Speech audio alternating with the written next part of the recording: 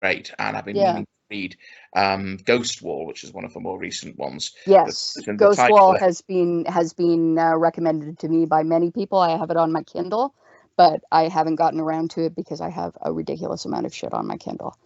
Which is not to say that it's shit, but a ridiculous amount of stuff. Yeah. Yes. Yeah. Don't say that, Mom. Yeah. It's well overdue. I mean, I'm well overdue to give that book a reread because I read it not long after it came out, and the fact that it's still very much on my mind is when it came to sort of thinking of stuff to talk about for this was very much, it's kind of it's obviously a bit of a testament to the fact that it was obviously pretty damn good. Let's see. In terms of other sort of, I mean, there is bound to be some stuff. About 5 minutes after we finish this, we're going to think, "Oh shit, how the hell?" What about this? It's like this is a rich vein of horror, and I don't think you can mine it in 2 hours, and I don't think you can mine it to the bottom generally. You got to go all the way down and get a core sample. No, and then you have to leave it. Don't get the core sample. Don't get the core sample. God damn it! It never ends well. But this is one of those. This is one of those things that very easily crosses over into the thriller part of the world. There, a lot of stuff about epidemics, a lot of stuff about archaeology, a lot of stuff about again extremo philology, I guess. I can think of a bunch of straight up thrillers, which are Arctic and or Antarctic in where they're set, because the setting is endlessly evocative. But finally, also something that we've really only brushed on or really only touched on is the fact that this is where science and the supernatural intersect. And absolutely, even when you're talking about, oh yeah, they're doing a physics experiment, what Paver plays with very well in Dark Matter is the unknowability of things beyond a certain point in physics. We say there is such a thing as dark matter. What is dark matter? Where is dark matter? What is the darkness that we're all trying to penetrate? And what is this empty space that we're all trying to penetrate? It crosses over with space horror. It crosses over with, science fiction. It crosses over with just simple history. I think a lot of the most fruitful work gets done when you get this kind of blurring of the lines between different areas. I mean, going back to an earlier example, Cold Prey. I tend to find slasher movies quite a hard sell. There aren't that many that I'm keen on. I remember the late Joel Lane telling me that, sort of comparing slasher movies to porn and saying that a lot of the core audience are basically spending most of the time, for God's sake, just stick it in her. In both stick cases. It in twisted. Exactly. And if I want to see someone sticking something in somebody, then I'll go to Pornhub or whatever. It gets to the point a lot quicker. Who cares if they fix the washing machine or not? But good to know. I mean, one of the things I liked about Cold Prey, apart from it got away from this kind of infantile, people who have sex must be punished for it by being stabbed to death kind of thing. Most of these characters are in. Well, you've got five main characters. The basic premise for anyone who's not seen it: five young Norwegian people it's the holidays. They go up into the Jotunheim Mountains to go skiing and snowboarding. They go a bit off the beaten track so that they're not just running into all the tourists. One of them gets injured, and they need to find shelter, and they find an abandoned ski lodge, which has actually been abandoned for a very long time. And unfortunately, it turns out that they've basically encroached on the territory of somebody extremely violent who doesn't like being disturbed. And I remember watching this with a friend of mine whose bent is much more for supernatural horror. And at one point, of course, the killer is just this huge lumbering figure in skins and a sort of scarf and goggles. Brandishing a pickaxe, and as he closed in on one of his victims, my friend said, I want him to be a troll. And I thought, well, in a way, he almost is, because it is kind of it's tapping into that kind of mythological, this is Jotunheim. These are the mountains of the Jotun, the Jotnar, the giants, the giants, the trolls, the monsters. So, and effectively, whether this is I mean, there are sort of hints, especially developed further in the second movie, that there may be a supernatural element to this killer. But either way, they've strayed into they've strayed again out, while it's not a sort of quite as much of a sort of stripping away of all the accoutrements of the technology as somewhere like Antarctica is. It's still isolated. I mean, they're one of the first things, of course, they try to do, being intelligent people, is to try and ring for help after this guy's injured on their mobile phone, and of course there's no signal, which is entirely plausible. Yeah, if you're stuck totally in a fucking plausible. mountain range, it's not one of those, so, there's no signal, it's like, of course there's no fucking signal. What got me as well is it had very much, I mean, well before the killer appeared, I was very much, I'm invested in this characters, I'm invested in this setting. I mean, admittedly, if you are filming in Norway, you don't really have to do, I mean, you can just point a fucking camera and, you've got something, you've usually got something amazing. You've got an extraordinarily, I mean, Rua Uthag, I think I've pronounced his name correctly, as well as Cold Prey has directed Escape, which is a brilliant sort of medieval set thriller. And The Wave. The Wave, which is one of the best disaster movies I've seen. And the Burning Sea, and The Event, I think, is the one where Norway is cut off by like a big EMP event. Okay. Yeah. Well, it sounds like more to hunt down. Of course, Cold Prey stars the fantastic Ingrid Bolser Berdal, best known to most most English-speaking viewers as Armistice in Westworld. She won the Norwegian equivalent of the Oscar, the Amanda Award for Cold Prey. Interesting. That's really great. Yeah. Because if you push it too far into the supernatural, then you get something like Troll Hunter, Andre Overdal's Troll Hunter, which is equally amazing, and talk about Jotuns. And of course the utterly demented Finnish 1-2 punch, I believe Finnish, of no, it's not Finnish. Anyways, one way or the other, of Dodsno and Dodsno 2. Yes, I think that's Norwegian, because it's got Dead versus Red.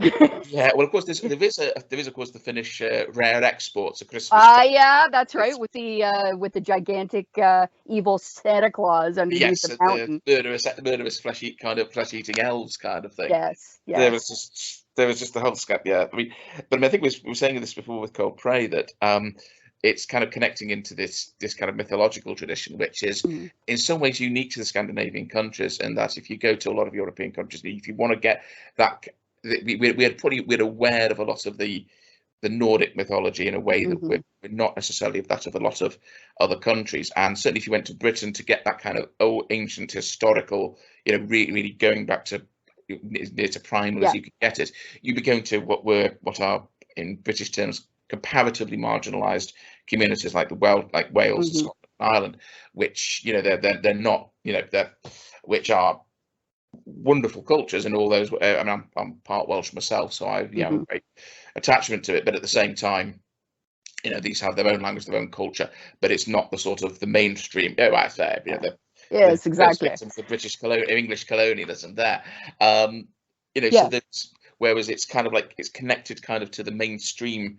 And again, if you went to North America to get the same kind of thing, you'd be going to the First Nations, to the indigenous peoples, whereas it's something that's kind of plumbed into that. But it kind of crosses over from the psychological thriller into a sort of like almost mythological kind of aspect. I agree. The same way that if and when we talk about mountain horror, we'd have to talk about alpine horror, which because the Alps run across a bunch of different countries. And you have the real life kind of I mean, you have the White War, from the World War One, but the war which was fought along the sort of between Italy and That's right. Austria-Hungary and the Alps, and there's still and bodies from that are still kind of like turning up now. But there was an actual fortress carved out of the ice, Marmolada, which doesn't sound quite as dramatic as it really should as a name.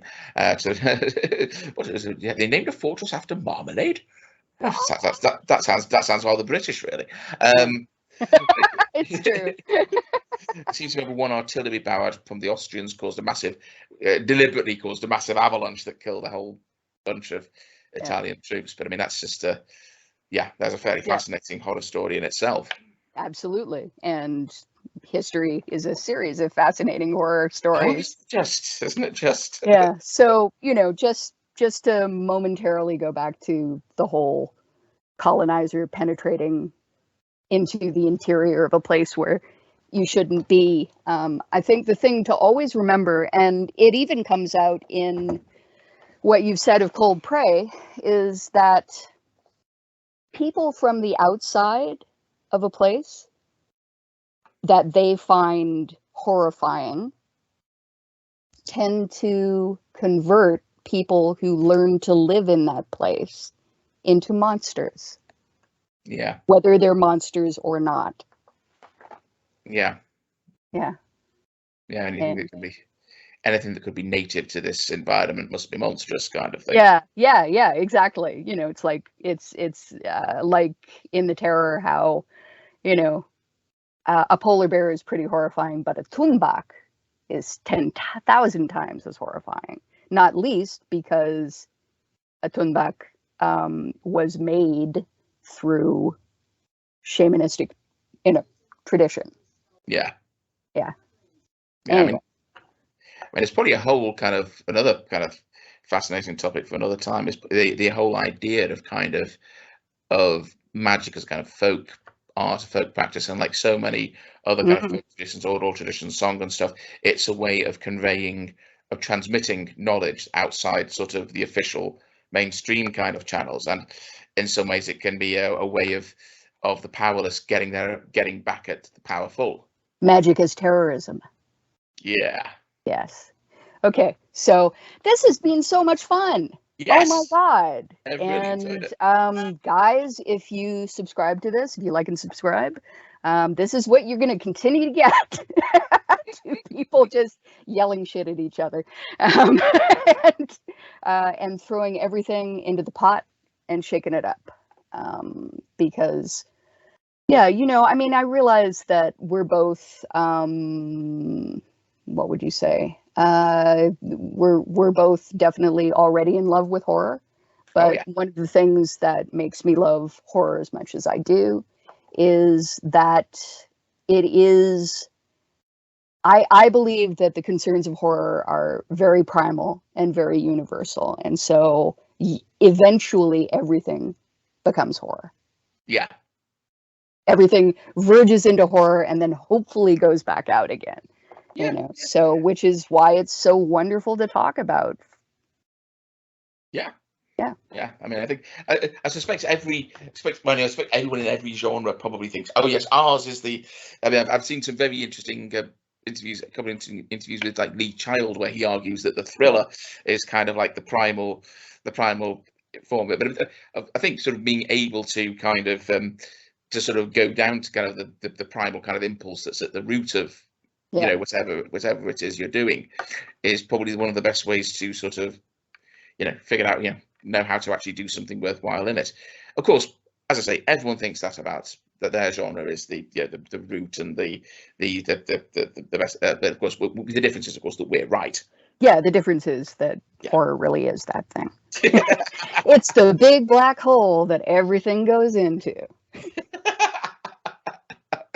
It has its own gravitational pull.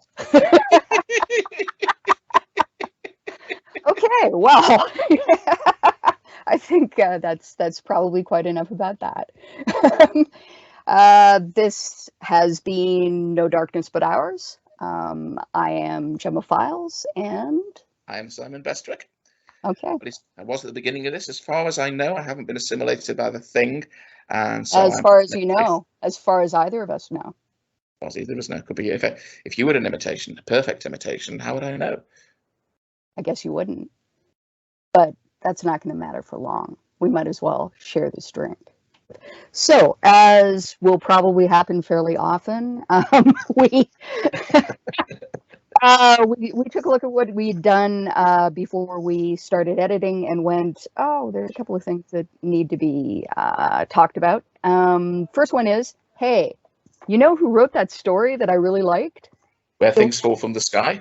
Where Things Fall from the Sky at Nightmare Magazine? It was Ally Wilkes. Woo! So, well done, Ally. And I think you mentioned there was a couple of Inuk writers as well that were worth reading about this kind of thing. Yeah, Karen Loachi, who started out in science fiction and moved on to basically fantasy, sort of alt history fantasy with the Gaslight Dogs. She is at least part Inuk. And Tanya Tagaq, who is an amazing throat singer and activist, is also the author of a book called Split Tooth that she came out with in 2018, which I mainly mention because it is not only partially a memoir, but also partially fantasy. And her stuff is just incredible generally. But there's always so much homework to do. And I think that's something that's that we're going to end up saying over and over and over again. The wonderful world of horror and dark fantasy and whatever is, is just mutating and growing all the time, like a fungus, like fungus that loves the moisture, or like some gigantic, I don't know, mushroom intelligence underneath the earth. That sounds about right. It definitely grows on you in a very Lovecraftian sort of way. Right, Cronenbergian sort of way. I used to have a boyfriend who had probably issues with acne, and sometimes I'd look at him and go like this. He'd be like, "Stop!" So, that Cronenbergian thing. So there you are. What did you think of the books and films we were talking about, and what classics did we forget to mention? Let us know in the comments below. We hope you enjoyed this episode, and if you did, please hit the like and share buttons, and you can find us on YouTube, Stitcher, Anchor, and SoundCloud. And if you want to support the podcast, you can always make a one-off donation over at our Ko-fi page or subscribe on our Patreon for access to exclusive content and get the heads up on what's coming next by finding us on Twitter or checking out our website at nodarknessbutours.wixsite.com/podcast. No Darkness But Ours. Named after a very, very old short story of mine that I wrote when I was in high school. No way. No, it's true. Yeah, I did write that when I was in high school, actually. It was you can tell because I've got a version of Norman Bates in there, right? So it was during my extreme psycho fan phase. The less said about the stuff I wrote when I was at high school, the better, really. Okay. Well, this has been wonderful, as I said, and we're looking forward to doing it again. Hopefully, you will come along with us into the dark and the cold and the wet. When no one can hear you scream. Exactly. The fungus loves the moisture. Well, that will either get us a whole bunch of new fans or have everyone who's listened to the podcast running away screaming, one or the other. There's not much middle ground. Nope. No. In fact, there's none, I think.